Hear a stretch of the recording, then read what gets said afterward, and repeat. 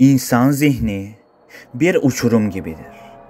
Hepimiz 2 yaşımızdan öncesine dair hiçbir şey hatırlamayız. Bu dönemi sanki karanlık bir perde örter. Ama ya geçmişimizle ilgili bir olay bu karanlık köşelerde unutulmuş ya da bastırılmış bir sır varsa, ya bu sır ruhumuzu kemiren bir lanetin ta kendisi ise?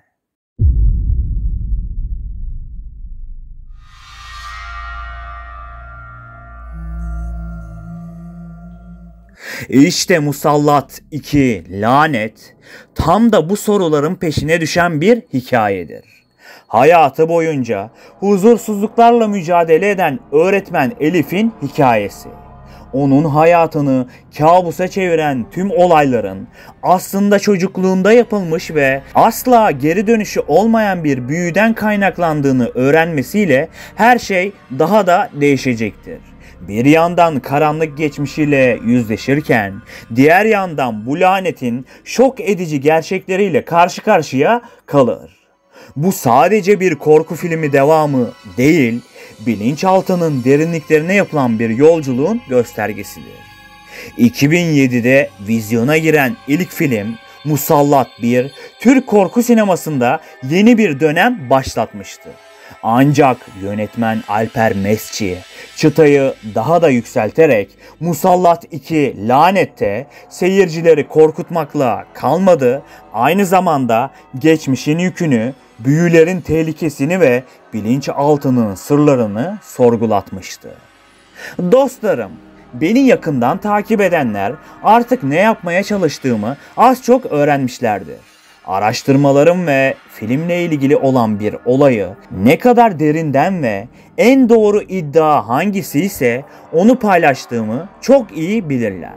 Saygıdeğer hocam Alper Mesci'ye buradan sonsuz teşekkürlerimi gönderiyorum ve onunla yaptığımız karşılıklı istişareler doğrultusunda bu filmin gerçek olaylarını üstü kapalı bir şekilde sizlere sunmaya çalışacağım. O halde stresli bir günün ardından harika bir video arıyorsanız ve biraz da korkmak istiyorsanız Musallat 2 Lanet filminin şimdiye kadar anlatılmayanlar videosu başlıyor.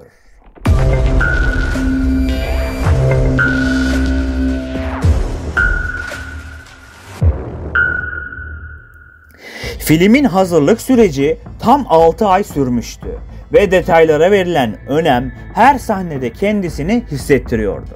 Bursa ilinin İznik'e bağlı İhsaniye ve Sansarak köylerinin ürkütücü atmosferinde geçen çekimler filmin karanlık havasını daha da pekiştirdi. Bu atmosferi yaratabilmek için sadece görsel efektlere değil, Anadolu'daki gerçek büyü hikayelerinden esinlenildiği bilinmektedir. Filmde kullanılan görsel efektler ve plastik makyaj uluslararası düzeyde bir ekip tarafından hazırlandı. Gerçeklik hissi vermek adına özellikle ifrit sahnelerinde kullanılan makyajlarda saatler süren detaylı çalışmalar yapıldı. Başroldeki Elif karakterini canlandıran Türkü Turan, rolüne hazırlanmak için yalnızca senaryo okumakla kalmadı. Aynı zamanda psikolojik gerilim temalı bir eğitim sürecinden geçti. Mesci'nin oyuncularına korkuyu içselleştirebilmeleri için senaryo dışı korku hikayeleri anlattığı bilinmektedir. Bazı sahnelerde oyuncuların gerçek anlamda ürkmüş gibi görünmesi için sette ışıklandırma, ses ve sahne düzenlemeleriyle doğaçlama korku yaratıldı. Filmin çekimleri sırasında ekibin başına gelen bazı olaylarda filme mistik bir hava katmaktaydı. Sansarak köyünde yapılan gece çekimlerinde ekip sık sık anlamlandıramadıkları fısıltılar duyduklarını ifade etti. Bazı ekip üyeleri bu seslerin köyün izole yapısından kaynaklandığını söylese de kimileri doğaüstü bir sebep olabileceğini düşündü. Görsel efekt ekipmanları ve ışıklandırma sistemlerinde sık sık teknik sorunlar yaşandı. Özellikle yaşlı kadının ifritlere karşı söylediği dualarda, sahnelerin çekimlerinde bu tür arızalar sıkça tekrar edince bazı ekip üyeleri bunun lanetli bir enerjiye işaret ettiğini dile getirdi. Çekimler sırasında bazı ekip üyelerinin benzer rüyalar gördüğü söylentisi yayıldı. Bu rüyalarda köyde görülen karanlık bir varlığın onları izlediği anlatılıyordu. Rüyalar öyle gerçekçiydi ki bazı ekip üyeleri işi bırakmayı bile düşündü.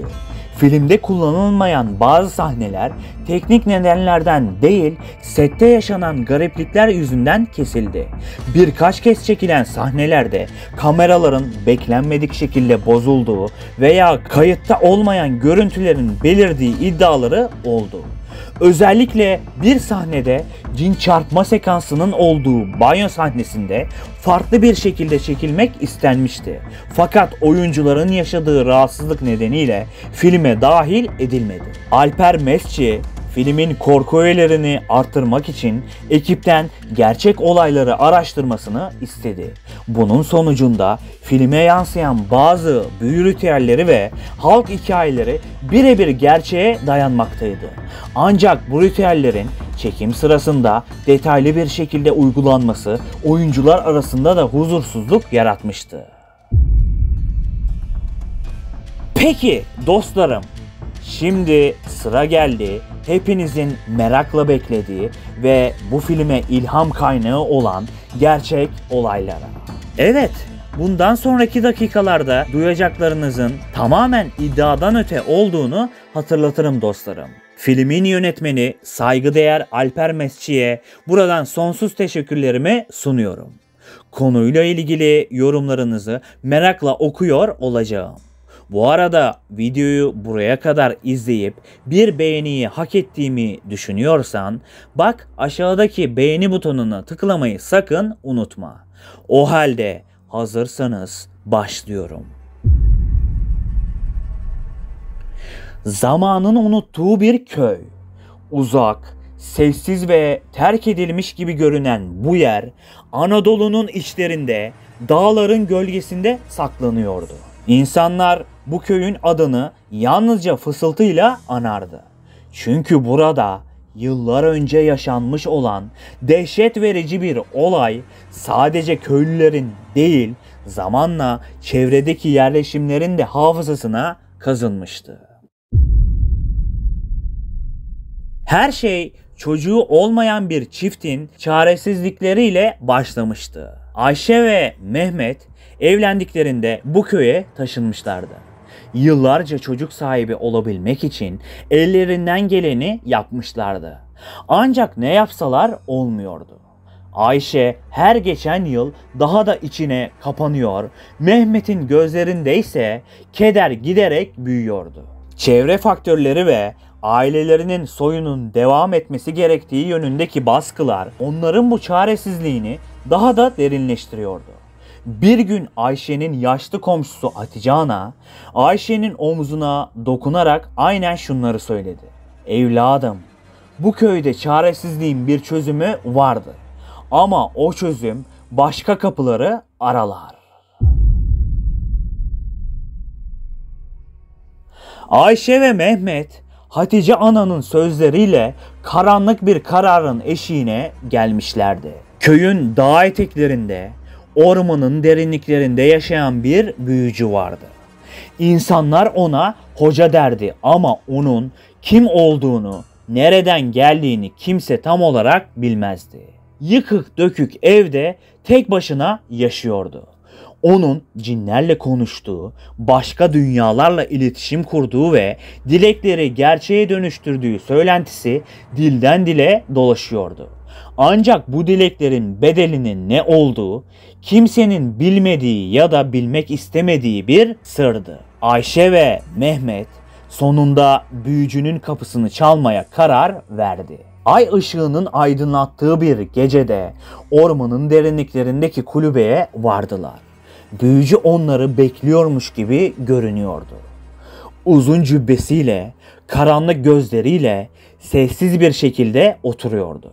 Büyücünün varlığı bile insanın içine korku salıyordu. Bebeğiniz olacak dedi büyücü. Ayşe ve Mehmet daha bir şey söylememişti. Ancak bir bedel var diye tekrar etti. Çift bu sözleri duyduğunda önce bir an tereddüt etti. Mehmet ne bedeli diye sorduğunda büyücü elindeki eski bir kitabı açtı. Bu kitap cinlerin kitabıydı. Kitapta kadim bir ritüelin tarifi vardı.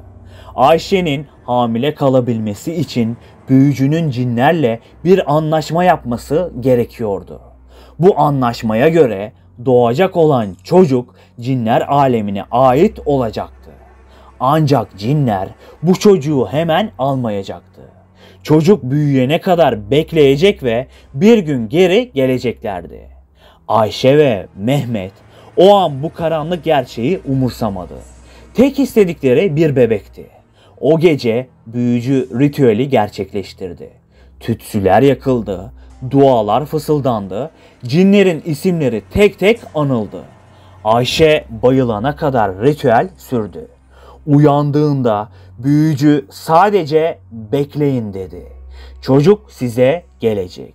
Birkaç ay sonra Ayşe hamile olduğunu fark etti. Çiftin sevinci tarifsizdi. Mehmet artık daha mutlu, Ayşe ise geleceğe daha umutla bakıyordu. Çocukları doğduğunda ona Emine adını verdiler. Emine ilk yıllarında sağlıklı ve neşeli bir çocuktu. Aile ritüelin sonuçlarını ve büyücünün sözlerini unutmuş gibiydi. Ancak bu huzur uzun sürmedi. Emine 3 yaşına geldiğinde evde tuhaf olaylar yaşanmaya başladı. Önce küçük şeyler fark edildi. Gece vakti evde duyulan hafif fısıltılardı. Aniden devrilen eşyalarsa devamında geldi. Emine'nin boş bir köşeye bakıp gülümsemesi ya da korkuyla "Anne, orada biri var" demesi olayın fitilini ateşlemeye yetmişti. Ayşe başta bunun çocuğun hayal gücü olduğunu düşündü. Ancak olaylar giderek tuhaflaşmaya devam etmişti. Bir gece Emine yatağında ağlayarak uyanmıştı. "Onlar burada" diyordu. "Beni götürmek istiyorlar" devamında korku içinde ve çaresizdi. Ayşe ve Mehmet ne yapacaklarını bilemez bir halde büyücünün kapısını tekrar çaldı. Ancak büyücü bu sefer yardım etmeyi reddetti. "Onlarla anlaşmayı siz yaptınız" dedi büyücü. "Onlara ait olanı geri almak istiyorlar. Bu geri dönüşü olmayan bir yoldu. Bunları bile bile kabul ettiniz." Çift çaresizce büyücüyü ikna etmeye çalıştı. Ama büyücü devamında aynen şu sözleri söyledi: "Onları durduramazsınız ama ruhunuzu koruyabilirsiniz. Bol bol dua edin. Çünkü ben aynen öyle yapıyorum." O günden sonra Emine'nin davranışları daha da değişti. Geceleri uykusunda konuşuyor, kimi zaman odasında görünmeyen biriyle tartışıyormuş gibi hareket ediyordu. Evde artık bir huzur kalmamıştı. Bir gece Emine'nin çığlıklarıyla uyandılar. Ayşe Emine'nin odasına doğru koştuğunda kızını yatağında göremedi. Evin her odasına bakmışlardı. Fakat Emine'den asla bir iz yoktu. Ertesi gün köyün imamı ve köy halkı ormanda küçük kızın cansız bedenini buldular. Ancak onun ölüm şekli açıklanamaz bir şekilde korkunçtu. Elleri ve kolları tamamen ters dönerek kırılmıştı.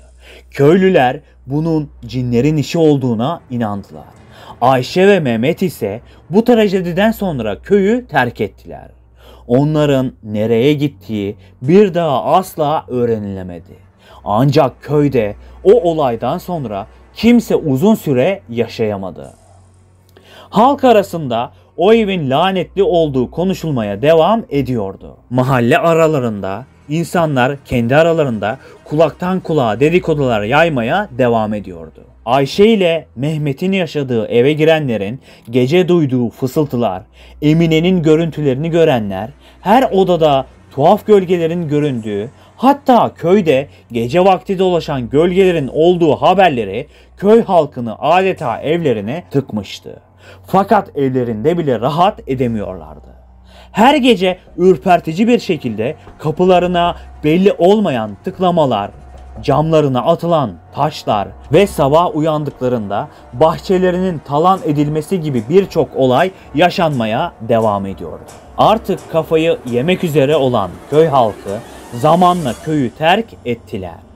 Bu hikaye yıllar içinde Anadolu'nun birçok yerinde anlatılmaya devam etti. İddialara göre ise dostlarım, bu ürpertici olayların yaşandığı köy araştırmalarım sonucu Van'ın bir köyü olduğu ortaya çıktı. İşte böyle dostlarım.